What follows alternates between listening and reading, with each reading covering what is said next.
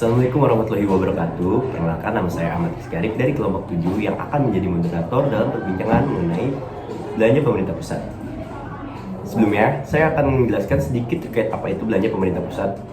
Jadi, belanja pemerintah pusat merupakan pengeluaran yang dilakukan oleh pemerintah pusat untuk menjalankan fungsi-fungsi dan program-programnya. Belanja pemerintah pusat bertujuan untuk mencapai berbagai tujuan kebijakan, termasuk meningkatkan pertumbuhan ekonomi, mengurangi kemiskinan, dan meningkatkan kualitas layanan publik. Sebelumnya, di sini ada rekan-rekan saya, silakan memperkenalkan diri. Perkenalkan, nama saya Nadia Farhanisa. Saya Salma Salsabila. Saya Muhammad Ahmad Rizky. Saya Tania Tesalonika.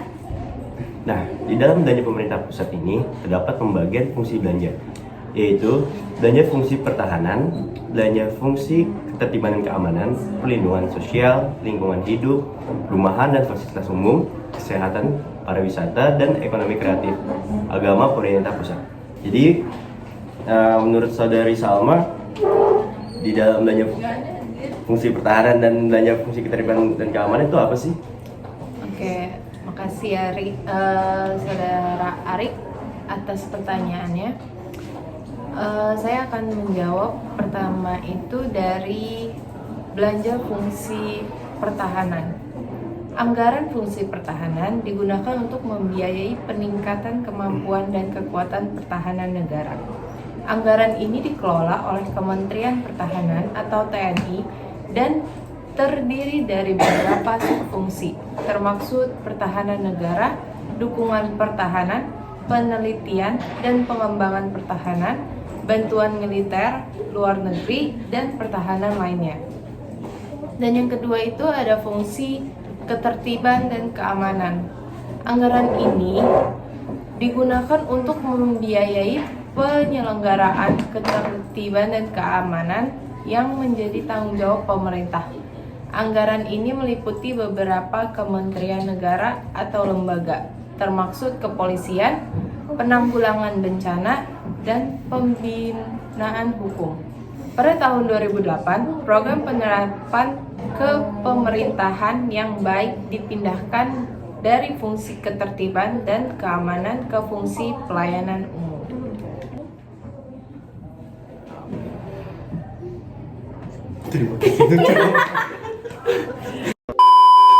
Oke, terima kasih saudari Salma atas jawabannya.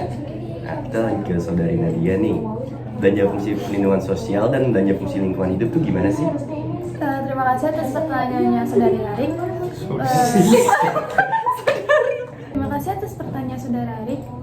Menurut saya, belanja fungsi perlindungan sosial itu alokasi anggaran pada fungsi perlindungan sosial digunakan untuk membiayai penyelenggaraan perlindungan sosial yang menjadi tanggung jawab pemerintah.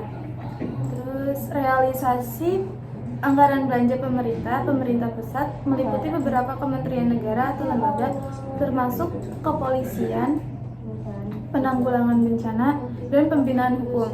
Anggaran ini bertujuan untuk memberikan kepastian perlindungan dan kesejahteraan kepada masyarakat miskin dan rentan. Terus belanja fungsi lingkungan hidup. Belanja fungsi lingkungan hidup itu alokasi anggaran pada fungsi lingkungan hidup dipergunakan untuk membiayai penyelenggaraan untuk menjaga lingkungan hidup yang menjadi tanggung jawab pemerintah. Realisasi anggaran belanja pemerintah pusat meliputi realisasi anggaran fungsi lingkungan hidup pada beberapa kementerian negara atau lembaga. Baik, terima kasih saudari Nadia. Nah, balik lagi nih ke saudari Salma. Menurut saudari Salma tuh belanja fungsi perumahan dan fasilitas umum dan belanja fungsi kesehatan tuh bagaimana sih? Oke, belanja fungsi perumahan dan fasilitas umum itu dipergunakan untuk membiayai penyelenggaraan penyediaan perumahan dan fasilitas umum yang ditanggung jawab oleh pemerintah. Realisasi anggaran ini meliputi realisasi anggaran fungsi perumahan dan fasilitas umum pada beberapa kementerian atau lembaga. Sedangkan belanja fungsi kesehatan, anggaran ini dipergunakan untuk membiayai penyelenggaraan penyediaan layanan kesehatan yang menjadi tanggung jawab pemerintah. Realisasi anggaran belanja pemerintah pusat meliputi realisasi anggaran fungsi kesehatan pada beberapa kementerian negara atau lembaga. Oke, selanjutnya kita akan ke Saudari Tania. Saudari Tania, menurut Saudari Tania tuh belanja fungsi pariwisata dan ekonomi kreatif, belanja fungsi agama, dan profil belanja pemerintah pusat tuh bagaimana sih? Oke, jadi dari belanja fungsi pariwisata dan ekonomi kreatif dulu nih. Nah, sebelumnya ini namanya belanja fungsi pariwisata dan budaya, yang dimana belanja ini digunakan untuk membiayai penyelenggaraan pariwisata yang menjadi tanggung jawab pemerintah. Selanjutnya tadi ada belanja fungsi agama. Nah, alokasi anggaran ini dipergunakan untuk membiayai penyelenggaraan kehidupan beragama yang menjadi tanggung jawab pemerintah. Selanjutnya yang terakhir ada profil belanja pemerintah pusat. Untuk kebutuhan analisis, baik belanja negara maupun belanja pemerintah pusat dapat pula diklasifikasikan berdasarkan sifat pengalokasiannya. Nah, klasifikasi ini meliputi belanja operasional dan non-operasional, serta belanja mengikat atau wajib, dan tidak mengikat atau tidak wajib. Begitu, Mas Ari. Baik, terima kasih Saudari Tania. Oke, sekarang ke Saudara Akmal nih. Menurut Saudara Akmal, belanja operasional dan non-operasional itu seperti apa sih? Terima kasih Saudara Arik untuk pertanyaannya. Jadi buat belanja operasional itu ialah biaya yang harus ada dan tidak tergantung dari capaian target kinerja suatu lembaga atau kementerian. Sedangkan belanja non operasional itu biaya yang besarannya tergantung dengan target capaian kinerja kementerian atau lembaga yang akan dicapai. Semakin besar target kinerja berarti semakin besar belanja non operasionalnya. Itu Mas Ari. Dan kan ini juga ada ini ya, belanja mengikat atau wajib dan tidak mengikat atau tidak wajib tuh. Itu apa sih ya? Untuk belanja mengikat itu didefinisikan sebagai belanja yang wajib dianggarkan terkait dengan penyelenggaraan operasional pemerintahan, kewajiban yang harus dilakukan pemerintah, dan belanja yang bersumber dari penerimaan PNBP.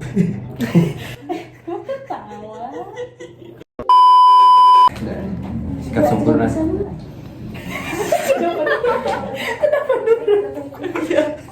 A few moments later. Untuk belanja mengikat itu didefinisikan sebagai belanja yang wajib dianggarkan terkait dengan penyelenggaraan operasional pemerintahan, kewajiban yang harus dilakukan pemerintah, dan belanja yang bersumber dari penerimaan PNBP dan BLU yang dapat digunakan kembali oleh kementerian negara atau lembaga. Nah, sementara itu belanja tidak mengikat adalah belanja yang dapat dialokasikan sesuai yang kapasitas fiskal yang dimiliki pemerintah setelah pengalokasian belanja yang bersifat wajib sebagai pendanaan program-program pembangunan yang ditetapkan dalam rencana kerja pemerintah. Gitu Mas Ari. Terima kasih Mas Akmal. Maksudnya apa? Penutup, Ari. Ini udah kelar? Eits, belum selesai Mas Arik. Jadi di sini saya akan menjelaskan tentang kesimpulan berdasarkan jawaban-jawaban yang telah teman saya berikan sebelumnya. Yaitu berdasarkan materi kami mengenai belanja pemerintah pusat dalam konteks sistem keuangan publik.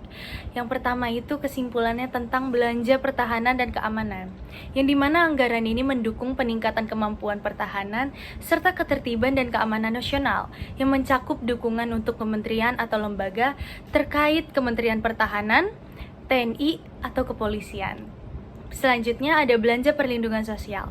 Anggaran ini digunakan untuk memastikan kesejahteraan masyarakat miskin dan rentan, mencakup program kepolisian, penanggulangan bencana, dan pembinaan hukum.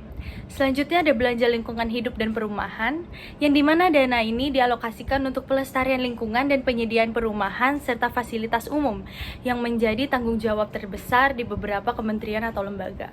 Selanjutnya ada belanja kesehatan dan pariwisata, yang dimana anggaran ini mendukung layanan kesehatan dan pengembangan pariwisata serta ekonomi kreatif, memastikan penyelenggaraan layanan publik yang optimal.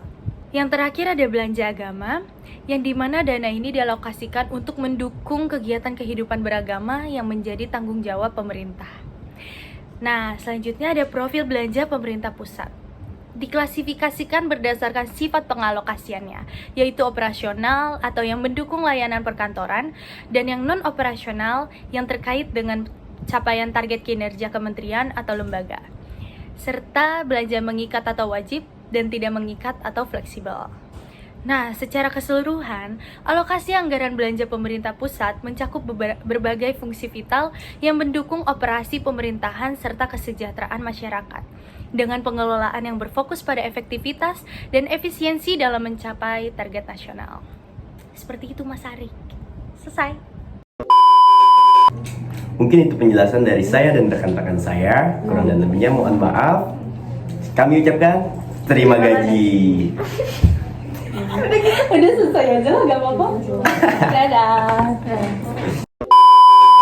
Ini udah mulai. Langsung dimulai. Mengenai langsung kenalin gak sih? Tapi ini langsung kenalin apa gimana?